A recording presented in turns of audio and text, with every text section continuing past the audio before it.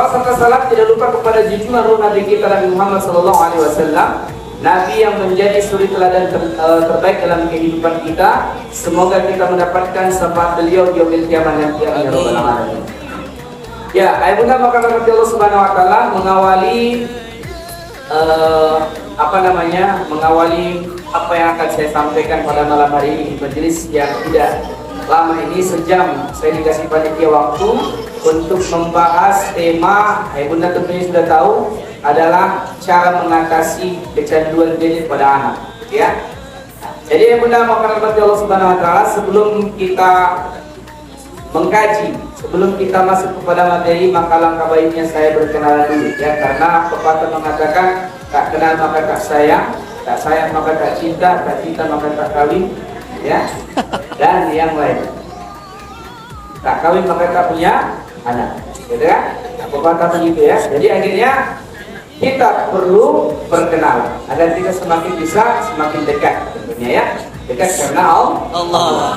Nah, perkenalkan, nama saya Bunda Rasel, tapi nama lengkap saya adalah Rahmat Saleh Lubis. Saya asli dari Medan, Sumatera Utara. Kenapa saya dipanggil Rasel? Itu panggilan singkat saya, ya. Rasel itu kalau kita lihat Rahmat Saleh Lubis.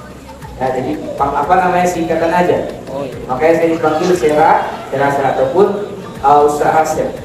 Dan kita semuanya bermimpi tentunya, berharap tentunya generasi anak-anak kita hari ini kita akan jadikan mereka menjadi anak-anak yang soleh, ya, anak-anak yang soleh dan soleha, sehingga kita paham dan sepakat hari ini bahwa realita anak-anak hari ini sedang banyak terjebak di dalam gadget yang hari ini di depan kita yang pakai ini sehari-hari, ternyata anak-anak yang di bawah umur juga ternyata mereka juga sudah pegangannya. Karena HP ini kita sebagai orang tua menjadikan ini sebagai sumber ketenangan bagi mereka, ya.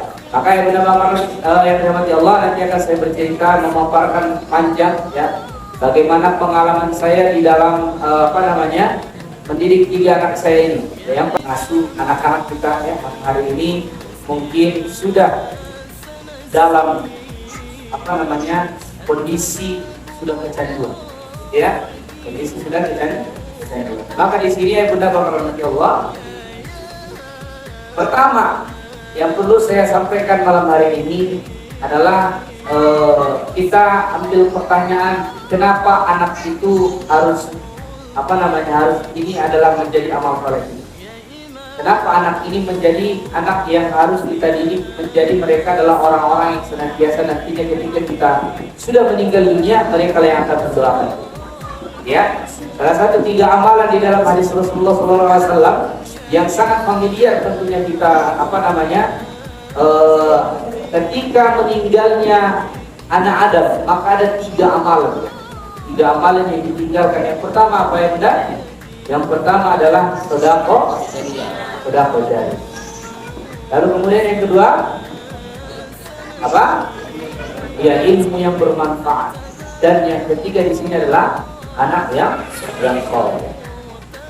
Jadi anak yang soleh dan solehah di sini tentunya kita tidak ingin bahwa anak kita ini bersamai dengan hal yang menjerumuskan mereka menjadi nantinya outputnya adalah menjadi anak-anak yang tidak soleh, ya.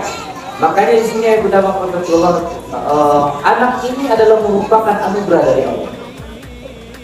Di dalam hadis riwayat Muslim, kata Rasulullah SAW kepada orang tua, kepada kita orang tua, suami dan istri, gitu ya.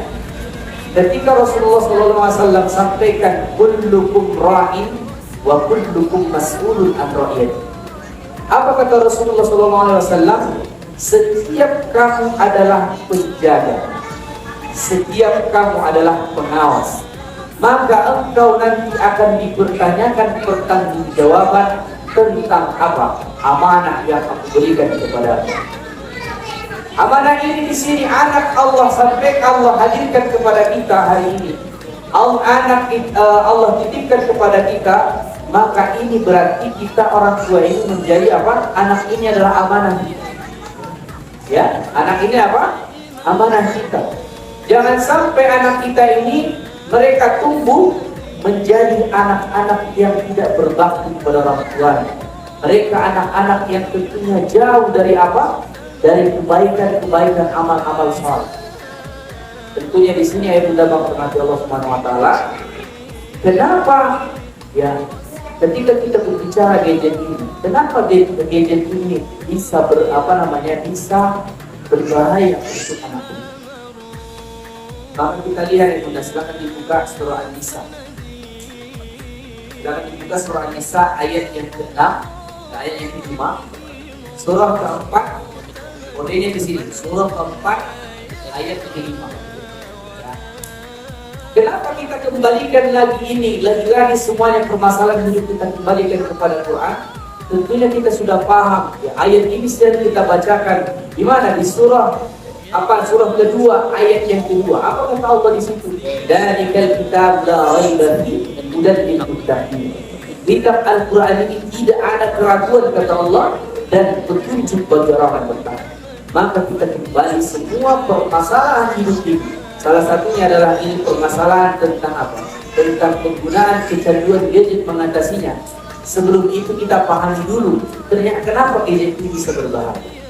Ya.